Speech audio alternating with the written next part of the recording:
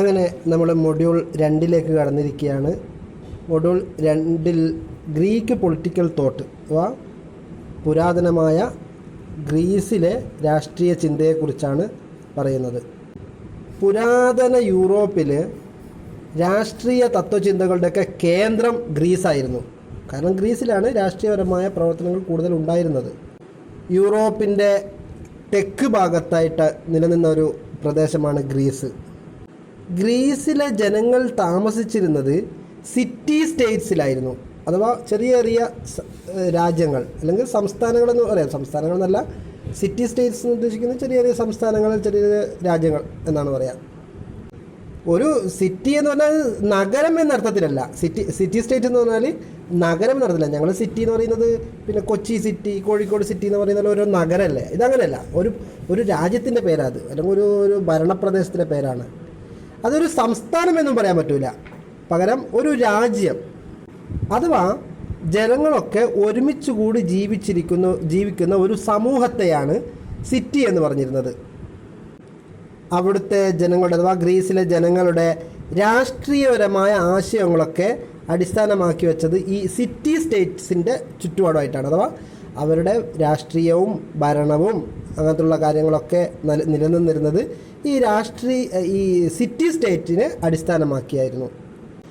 അന്നത്തെ ആൾക്കാരുടെ വിശ്വാസം എന്ന് പറഞ്ഞാൽ സിറ്റി സ്റ്റേറ്റ്സ് എന്ന് പറഞ്ഞാൽ ചെറിയ പ്രദേശങ്ങളായിരിക്കണം, ചെറിയ ഒരു പ്രദേശമായിരിക്കണം. എത്രത്തോളം എന്ന് പറഞ്ഞാൽ ഒരു ഉദാഹരണം ഒരു ഉപമ വെച്ച് പറയുകയാണെങ്കിൽ, എല്ലാവരുടെയും വീട്ടിൻ്റെ മുകളിൽ വെച്ച് നോക്കിയാൽ കാണാൻ പറ്റുന്ന അത്രക്കും പ്രദേശം. ഓരോ ആൾക്കാരും അവരുടെ വീട്ടിൻ്റെ മുകളിൽ നിന്ന് നോക്കിക്കഴിഞ്ഞാൽ, മേൽക്കൂരയിൽ കയറി നോക്കിക്കഴിഞ്ഞാൽ കാണാൻ പറ്റുന്ന പ്രദേശമുണ്ടല്ലോ, ആ പ്രദേശത്തെയാണ് അവർ സിറ്റി സ്റ്റേറ്റ്സ് എന്ന് പറഞ്ഞിരുന്നത്. ഒരു സിറ്റി സ്റ്റേറ്റ്സിൽ മാക്സിമം പോയാൽ 5040 പേരെ ഉണ്ടാവാൻ പാടുള്ളൂ. അഥവാ 5040 കൂടാൻ പാടില്ല. അത്രക്കും ഒരു ചെറിയ പ്രദേശത്തെയാണ് സിറ്റി സ്റ്റേറ്റ്സ് എന്ന് അവർ കണക്കാക്കിയിരുന്നത്. അന്നത്തെ സ്റ്റേറ്റുകളിൽ അടിമ സമ്പ്രദായം ഉണ്ടായിരുന്നു, സ്ലേവറി, അടിമ സമ്പ്രദായം ഉണ്ടായിരുന്നു. അഥവാ ആ നാട്ടിലെ ഏറ്റവും കൂടുതൽ ആൾക്കാർ അടിമകളായിരുന്നു, ഭൂരിപക്ഷം ആൾക്കാർ അടിമകളായിരുന്നു. ആ നാട്ടിലെ ഏതൊരു പ്രശ്നവും, അഥവാ എല്ലാ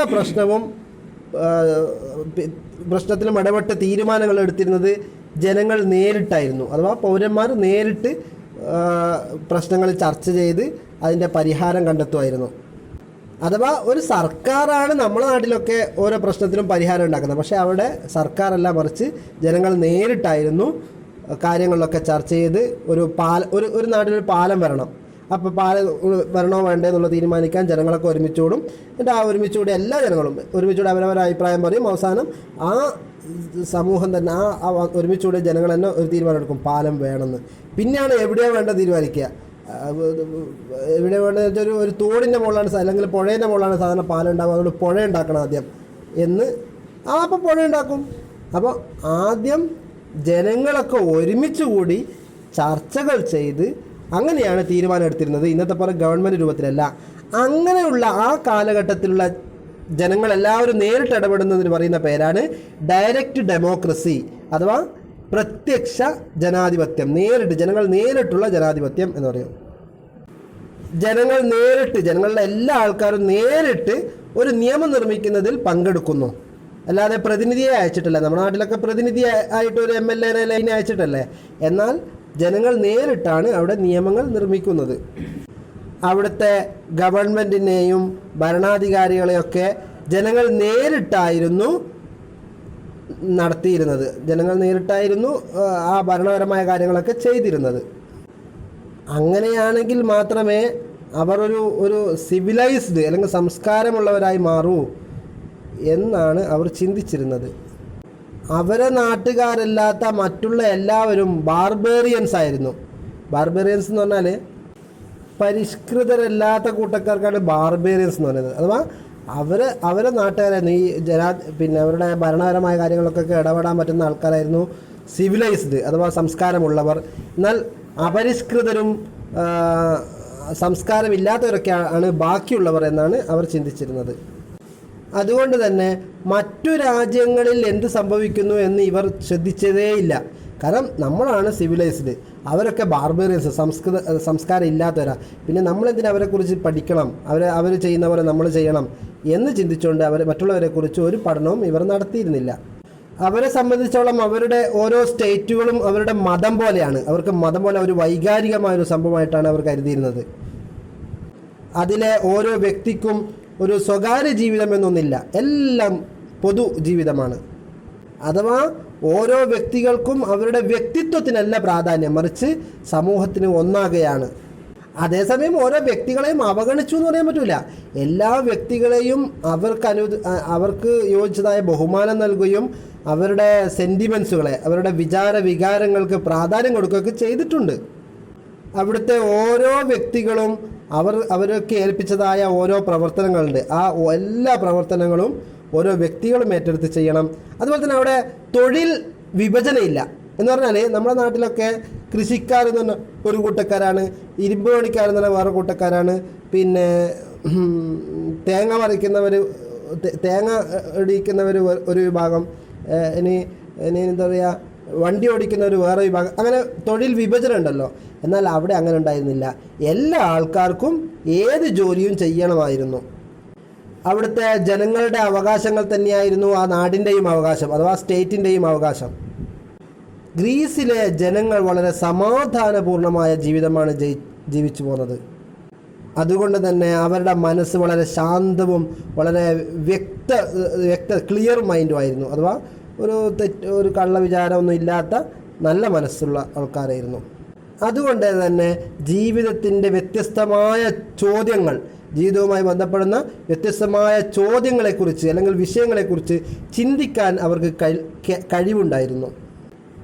അങ്ങനെ അവരുടെ സ്വന്തമായ ചില ചിന്താധാരകൾ അല്ലെങ്കിൽ ഫിലോസഫി എന്ന് പറഞ്ഞാൽ തത്വചിന്തകൾ അവർ വികസിപ്പിച്ചെടുത്തു. അവരുടേതായ തത്വചിന്തകൾ അവർ വികസിപ്പിച്ചെടുത്തു. അത്തരം നിരവധി ചിന്തകളുണ്ട്. അത് പിന്നെ ബയോളജിക്കൽ പരമായ ചിന്തകളുണ്ട്, വിദ്യാഭ്യാസപരമായ ചിന്തകളുണ്ട്, ഹിസ്റ്റോറിക്കൽ ചിന്തകളുണ്ട്. അതിൽപ്പെട്ട ഒരു ചിന്തയാണ് അല്ലെങ്കിൽ ഒരു ആശയങ്ങളാണ് പൊളിറ്റിക്കൽ തോട്ട്, അഥവാ ഗ്രീക്കുകാരുടെ പൊളിറ്റിക്കൽ തോട്ട്. ഗ്രീസിൽ അതുകൊണ്ട് തന്നെ എല്ലാവർക്കും അവരുടേതായ രൂപത്തിൽ ചിന്തിക്കാൻ പറ്റുന്ന അവസ്ഥ ഉണ്ടായിരുന്നു. അതുകൊണ്ട് തന്നെ ഗ്രീസിൽ നിരവധി ചിന്തകന്മാർ ഉയർന്നു വന്നു. അതിൽ വളരെ പ്രശസ്തരായ, ഇന്നും നോട്ടബിളായ അല്ലെങ്കിൽ ഇന്നും ശ്രദ്ധിക്കപ്പെടുന്ന ചില ചിന്തകരാണ് സോക്രട്ടീസ്, പ്ലാറ്റോ, അരിസ്റ്റോട്ടിൽ. ഇവരെയാണ് പൊളിറ്റിക്സിൻ്റെ തന്നെ മഹത്തായ ചിന്തകർ എന്ന് വിളിക്കുന്നത്. പിന്നെ ഗ്രീസിൻ്റെ മഹത്തായ ചിന്തകർ എന്ന് പറഞ്ഞാൽ പിന്നെ ഉറപ്പനെയല്ലേ. അതിൽപ്പെട്ട സോക്രട്ടീസിനെ കുറിച്ചാണ് നമ്മൾ ഇനി പറയാൻ പോകുന്നത്. പേജ് 17 സോക്രട്ടീസ് ജീവിച്ചിരുന്ന കാലഘട്ടം എന്ന് പറഞ്ഞാൽ ക്രിസ്തു ജനിക്കുന്നതിൻ്റെ 399 BC അദ്ദേഹം മരണപ്പെടുന്നത്. അഥവാ 469 ജനിക്കുകയും BC 469 ജനിക്കുകയും BC 399 മരണപ്പെടുകയും ചെയ്തു. ഏതൻസിലാണ് അദ്ദേഹം ജനിച്ചത്. ഗ്രീസിലെ വളരെ പ്രശസ്തമായ ഒരു പ്രദേശമാണ് ഏതൻസ്. പാശ്ചാത്യ ചിന്തകൾക്ക് ബീജാവാപം നൽകി അല്ലെങ്കിൽ അത് സ്ഥാപിച്ച, പാശ്ചാത്യ ചിന്തകളെ സ്ഥാപിച്ച ഒരു വ്യക്തി എന്നാണ് ഇദ്ദേഹത്തെക്കുറിച്ച് അറിയുന്നത്. ഇദ്ദേഹം ഒരു ക്ലാസിക്കൽ ഗ്രീക്ക് ഫിലോസഫറാണ്. ക്ലാസിക്കൽ എന്ന് പറഞ്ഞാൽ പുരാതന നൃത്തം. ആ പുരാതനമായ ഒരു ഗ്രീക്ക് ഫിലോസഫർ അല്ലെങ്കിൽ തത്വചിന്തകനാണ് സോക്രട്ടീസ്. അദ്ദേഹത്തിൻ്റെ കാലഘട്ടത്തിൽ ഏറ്റവും വിവേകമുള്ള വ്യക്തിയായിരുന്നു സോക്രട്ടീസ് എന്നാണ് അറിയപ്പെട്ടിരുന്നത്. അദ്ദേഹം ഒരിക്കലും പുതിയതായ ഒരു ഫിലോസഫി അവതരിപ്പിക്കാൻ വേണ്ടി ശ്രമിച്ചില്ല. അദ്ദേഹത്തിൻ്റെ വാക്കുകൾ ശ്രദ്ധിക്കുന്ന ഓഡിയൻസ് ഉണ്ടല്ലോ, അവരുടെ മുന്നിൽ പുതിയ ഫിലോസഫി അവതരിപ്പിക്കുകയല്ല അദ്ദേഹം ചെയ്തത്. അദ്ദേഹം ചെയ്തത്, ചില ആൾക്കാർ ഉയർന്നു വന്നിരുന്നു, ഞങ്ങൾ വലിയ ചിന്താഗതിയും അറിവുമായി കൊണ്ടുവരുന്നവരാണ്, ഇവിടെ അറിവുകൾ ഉണ്ടാക്കിക്കൊണ്ടുവരുന്നവർ ഞങ്ങളാണെന്ന് പറഞ്ഞിട്ട് കുറച്ച് ആൾക്കാർ വാദിച്ചിരുന്നു. അത്തരം ആൾക്കാരുടെ അറിവിൻ്റെ പൊള്ളത്തരത്തെ തുറന്നു കാണിക്കുന്ന പണിയായിരുന്നു പ്രധാനമായും സോക്രട്ടീസ് ചെയ്തിരുന്നത്. അദ്ദേഹത്തിൻ്റെ തുടക്ക കാലഘട്ടത്തിലാണ് ഏതൻസിൻ്റെ ഫ്ലോറിഷ്നെസ് അല്ലെങ്കിൽ എന്താ പറയുക, സമ്പൽ സമൃദ്ധി, സമ്പുഷ്ടമായ ആ മഹത്തായ ഉദയം ഉണ്ടായിരുന്നത്. ഏതൻസിൻ്റെ സമ്പൽ സമൃദ്ധി കണ്ടിരുന്നത് അല്ലെങ്കിൽ വൈജ്ഞാനികമായ ഒരു ഉയർച്ച കണ്ടിരുന്നത് അദ്ദേഹത്തിൻ്റെ തുടക്ക കാലഘട്ടത്തിലായിരുന്നു. എന്നാൽ അദ്ദേഹത്തിൻ്റെ അവസാന കാലഘട്ടമാകുമ്പോഴേക്കും ഏതൻസ് എന്ന പ്രദേശം തന്നെ മൊത്തം തകരുന്ന അവസ്ഥയിലേക്ക് എത്തുകയും ചെയ്തു. അഥവാ ഏഗൻസിൻ്റെ വളർച്ചയും തളർച്ചയും നേരിട്ട് കണ്ട വ്യക്തിയാണ് സോക്രട്ടീസ്. ഇദ്ദേഹം ഫിസിക്കൽ സയൻസിലും ഫിലോസഫിയിലും അഗാധമായ പഠനം നടത്തിയ ഒരു വ്യക്തിയായിരുന്നു. സാധാരണ പൗരന്മാരുടെ കടമകൾ നിർവഹിക്കാൻ വേണ്ടി വളരെയധികം താല്പര്യം കാണിച്ച വ്യക്തിയായിരുന്നു ഇദ്ദേഹം. സാധാരണ ഓരോ പൗരനും അവൻ്റെതായ കടമയുണ്ടെന്ന് കൃത്യമായി ഇവിടെ പ്രഖ്യാപിച്ച ഒരു വ്യക്തിയായിരുന്നു സോക്രട്ടീസ്. എത്രത്തോളം എന്ന് പറഞ്ഞാൽ ഏഥൻസിൻ്റെ സംരക്ഷണത്തിന് വേണ്ടി സൈനികനായിട്ട് പോലും സോക്രട്ടീസ് ജോലി ചെയ്തിട്ടുണ്ടായിരുന്നു. അദ്ദേഹത്തിന് 65 വയസ്സായപ്പോഴാണ് അവിടുത്തെ കൗൺസിലിൽ മെമ്പറായി മാറിയത്. അതിനെ തുടർന്ന് അതിനുശേഷം കമ്മിറ്റി ഓഫ് കൗൺസിലിലെ മെമ്പറായും മാറി. കൗൺസിൽ എന്ന് പറഞ്ഞാൽ എനിക്ക് തോന്നുന്നത് എന്തെന്ന് ശേഷം വരുമായിരിക്കും. എന്നാലും ഞാൻ ചെറിയൊരു ധാരണ പറയാം. നമ്മൾ പഞ്ചായത്തിലെ വാർഡ് മെമ്പർമാരില്ലേ, വാർഡ് മെമ്പർമാരെയാണ് കൗൺസിൽ എന്ന് ഉദാഹരണം പറയാം. വാർഡിലെ ഒരംഗം, വാർഡ് മെമ്പർ, അയാളെ കൗൺസിലിലെ അംഗം എന്ന് വേണം പറയാം. അങ്ങനെ കുറേ കൗൺസിലിലെ അംഗങ്ങൾ ഒരുമിച്ച് കൂടുന്ന ഒരു മെമ്പർ ആയി മാറുക. അഥവാ പഞ്ചായത്തിൻ്റെ ഒരു അംഗമായിട്ട് അതിൻ്റെ മുകളിലുള്ള സമിതിയിൽ പോവുക. ഇതായിരിക്കണം മിക്കവാറും കമ്മിറ്റി ഓഫ് കൗൺസിൽ. എന്നാലും അതെന്താണെന്ന് ശേഷം വരുന്നുണ്ടായിരിക്കാം. ആ കമ്മിറ്റിയിൽ വെച്ച് ഇദ്ദേഹം ചില തെറ്റായ കാര്യങ്ങളെ ശക്തമായി എതിർത്തു. അഥവാ നിയമവിരുദ്ധമായ പ്രവർത്തനങ്ങൾ ചിലർ നടത്തുമ്പോൾ അതിനെതിരെ ശക്തമായി പ്രതികരിച്ച ആളായിരുന്നു സോക്രട്ടീസ്.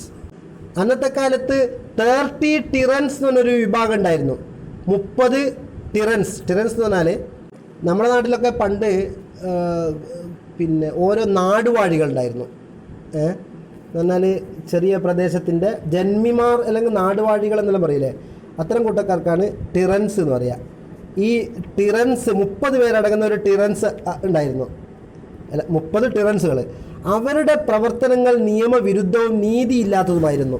നീതിക്ക് നിരക്കാത്ത അല്ലെങ്കിൽ നിയമത്തിന് വിരുദ്ധമായ ടിറൻസിൻ്റെ പ്രവർത്തനങ്ങളെ ഇദ്ദേഹം ശക്തമായി വിമർശിച്ചു, അതിനെ എതിർത്തു.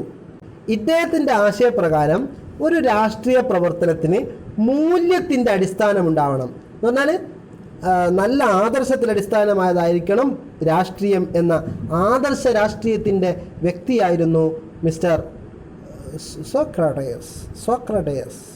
ഇദ്ദേഹത്തിന് ദൈവവിശ്വാസം അധികം ഉണ്ടായിരുന്നില്ല. എത്രത്തോളം ദൈവത്തിനെ, അവരുടെ ദൈവത്തെ വരെ എന്ത് ചെയ്തിരുന്നു, കുറ്റപ്പെടുത്തിയിരുന്നു. അങ്ങനെ ദൈവത്തെ കുറ്റപ്പെടുത്തുന്ന അല്ലെങ്കിൽ ദൈവവിശ്വാസം ഇല്ലാത്ത പ്രവർത്തനത്തിന് പറയുന്ന പേരാണ് ഇമ്പേറ്റി. ആ ഇമ്പേറ്റി കാരണത്താൽ ഇദ്ദേഹത്തെ ഒരിക്കൽ ജയിലിൽ പിടിച്ചിട്ടു. പക്ഷെ അവിടുന്ന് ചാടി രക്ഷപ്പെടാനുള്ള രക്ഷപ്പെടാനുള്ള ഒരു അവസരം ഇദ്ദേഹത്തിന് ലഭിച്ചു. പക്ഷേ ഇദ്ദേഹം അത് ചെയ്തില്ല.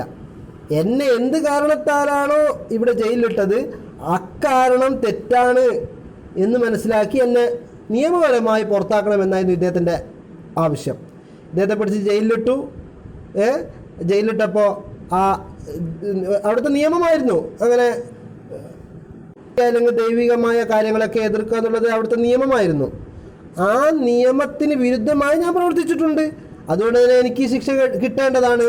അപ്പം അങ്ങനെ ആകുമ്പോൾ ചാടിപ്പോകാൻ പാടില്ലല്ലോ, രക്ഷപ്പെടാൻ നോക്കാൻ പാടില്ലല്ലോ എന്ന ആദർശമുള്ള ആ ആദർശത്തിൽ അടിസ്ഥാനമാക്കി ശിക്ഷയെ ഇരു കൈകൾ കൊണ്ട് സാഹിത്യം വേണ്ടല്ലേ, നേർക്ക് പറയാം. ശിക്ഷിച്ചപ്പോൾ അതിന് ചാടി രക്ഷപ്പെടാതെ ജയിലിൽ തന്നെ നിന്നയാളാണ് നമ്മുടെ സോക്രട്ടീസ്. ഇദ്ദേഹം യുക്തിവാദപരമായ പഠനത്തിൽ ഏർപ്പെട്ടിരുന്നു. അഥവാ എന്ത് പഠിക്കുമ്പോഴും ഒരു ചോദ്യം ചോദിക്കുക, അതിന് ഉത്തരം കണ്ടെത്തുക, അതിൻ്റെ ഉത്തരം ശരിയാണെങ്കിൽ മാത്രം അടുത്ത ചോദ്യം ചോദിക്കുക, അടുത്ത ഉത്തരം കണ്ടെത്തുക. അങ്ങനെ ഓരോ കാര്യങ്ങൾക്കും ചോദിച്ച് ഉത്തരം കണ്ടെത്തി കൃത്യമായ ഉത്തരങ്ങൾ കണ്ടെത്തിയുള്ള യുക്തിപരമായ പഠനത്തിലായിരുന്നു ഇദ്ദേഹത്തിന് താല്പര്യമുണ്ടായിരുന്നത്. ഇങ്ങനെ ചോദ്യം ചോദിച്ചുകൊണ്ടാണ് മറ്റുള്ള ആൾക്കാരുടെ തെറ്റായ വാദങ്ങളെ, തെറ്റായ അറിവുകളെ ചോദ്യം ചെയ്ത് അത് ജനങ്ങളുടെ ഇടയിൽ മറ്റുള്ളവരുടെ വാദങ്ങളും മറ്റുള്ളവരുടെ ചിന്തകളും തെറ്റാണെന്ന് വാദിച്ചത് ഇങ്ങനെയാണ്. കാരണം അവരുടെ ആശയങ്ങൾ, അവർ വലിയ അറിവുള്ളവരാണെന്ന് പറഞ്ഞിട്ട് വരും. അപ്പോൾ അതിലുള്ള ആശയങ്ങൾ തെറ്റാണ് എന്ന് കൃത്യമായി ചോദ്യങ്ങൾ ചോദിച്ച് ഉത്തരം മുട്ടിച്ച് അങ്ങനെ അവരുടെ ആശയങ്ങൾ തെറ്റാണ്, പൊള്ളത്തരമാണ് എന്ന് ജനങ്ങൾക്ക് വെളിവാക്കി കൊടുക്കുന്ന ഒരു രീതിയായിരുന്നു സോക്രട്ടീസ് ചെയ്തിരുന്നത്. എന്താണ് യഥാർത്ഥ വിജ്ഞാനമെന്നും എന്തൊക്കെയാണ് യഥാർത്ഥ ആശയം എന്നും എങ്ങനെയാണ് ഓരോ ആശയത്തെയും അല്ലെങ്കിൽ ഓരോ അറിവിനെയും പരിശോധിക്കേണ്ടത് എന്നും അദ്ദേഹം ജനങ്ങൾക്ക് കാണിച്ചു കൊടുത്തു. എന്താണ് യഥാർത്ഥ അറിവ്, അതുപോലെ ഒരു കാര്യം നമ്മൾ അംഗീകരിക്കുന്നതിന് മുമ്പായി നാം എന്തൊക്കെ പരിശോധന നടത്തേണ്ടത്, ഒരു ആശയം ശരിയാണോ തെറ്റാണോ എന്ന് പരിശോധന നടത്തേണ്ടത് എങ്ങനെ തുടങ്ങിയ രൂപത്തിൽ അദ്ദേഹം ജനങ്ങളെ പഠിപ്പിച്ചു കൊടുത്തു. അഥവാ അദ്ദേഹത്തിൻ്റെ രീതി അതായിരുന്നു. ഓരോ ആശയം കിട്ടുമ്പോൾ അത് അങ്ങനെ തന്നെ ഇതാ ശരി എന്ന് പറഞ്ഞിട്ട് അങ്ങ് വിശ്വസിക്കല്ല, മറിച്ച് തിരിച്ച് ചോദ്യങ്ങൾ ചോദിച്ച് അതിലെ തെറ്റായ വശങ്ങൾ എന്താണ്, ശരിയായ വശങ്ങൾ എന്താണെന്ന് മനസ്സിലാക്കിയ ശേഷം മാത്രം സ്വീകരിക്കുക എന്നാണ് ഇദ്ദേഹം ശീലിച്ച രീതി. ഇനി ഇദ്ദേഹത്തിൻ്റെ അറിവിൻ്റെ മഹാത്മ്യം, അതിനെക്കുറിച്ചാണ് പറയുന്നത്.